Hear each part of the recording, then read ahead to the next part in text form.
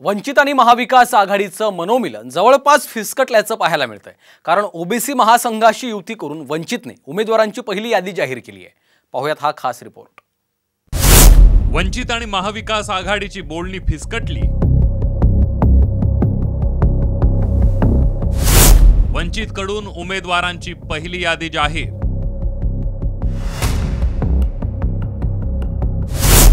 वंचितच्या रूपाने राज्यात तिसरा पर्याय।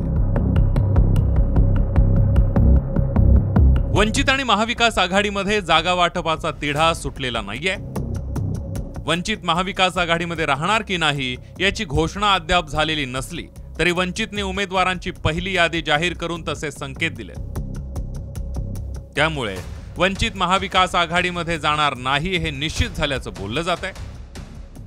वंचितच्या उमेदवार यादीवर एक नजर टाकूया। भंडारा गोंदियामधून संजय गजानन केवट, गडचिरोली चिमूरमधून हितेश पांडुरंग मढवी, चंद्रपूरमधून राजेश वलरुजी बेल्ले, बुलढाण्यामधून वसंत राजाराम मगर, अकोल्यामधून स्वतः प्रकाश आंबेडकर, अमरावतीमधून प्राजक्ता तारकेश्वर पिल्लेवान, वर्ध्यामधून प्राध्यापक राजेंद्र साळुंखे, यवतमाळ वाशिममधून खेमसिंग प्रतापराव पवार। पहिल्या टप्प्यातील उमेदवारांना जरांगे पाटील यांचा पाठिंबा असल्याचे यावेळी प्रकाश आंबेडकर यांनी सांगितलंय। तर नागपूरच्या काँग्रेस उमेदवारालाही त्यांनी पाठिंबा जाहीर केला। तर निवडणुकीबाबत आपण 30 तारखेलाच बोलणार असल्याचं जरांगे पाटील यांनी स्पष्ट केलंय। पहले फेज के जो उम्मीदवार है वंचित के जो है उनका समर्थन जरांगे पाटिल का है। 30 तारीख को जो है उन्होंने अपने संगठन के माध्यम से, अपने लोगों के माध्यम से इलेक्शन में किस तरह हिस्सा लेना और उसमें क्या भूमिका लेना, इसलिए उन्होंने कहा कि 30 तारीख तक अपन इसका फैसला ना करें तो अच्छा है। उस बात को हम लोग ने मान लिया है।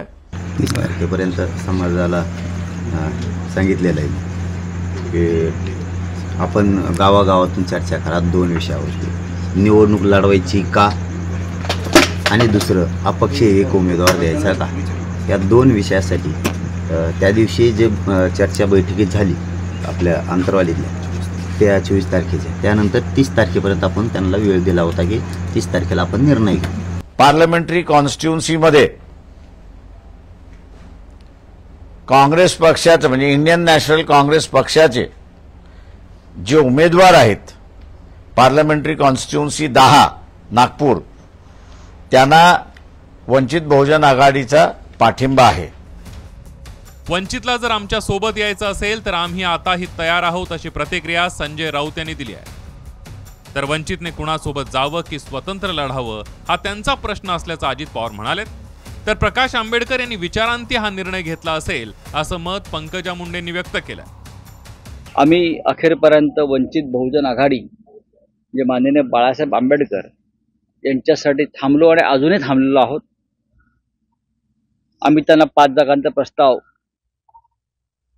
कालपर्यंत दिलेला आहे। अजूनही त्यांच्याशी चर्चा होऊ शकते अशी आमच्या 3 पक्षांची भूमिका आहे। आम्हाला असं वाटतं की या देशाच्या लढाईत प्रकाश आंबेडकर आमच्याबरोबर असावेत। शेवटी त्यांनी कुणाबरोबर जावं, त्यांनी काय निर्णय घ्यावा, संविधानाने घटनेचे शिल्पकार डॉक्टर बाबासाहेब आंबेडकरांनी हा ज्याला त्याला दिलेला आहे।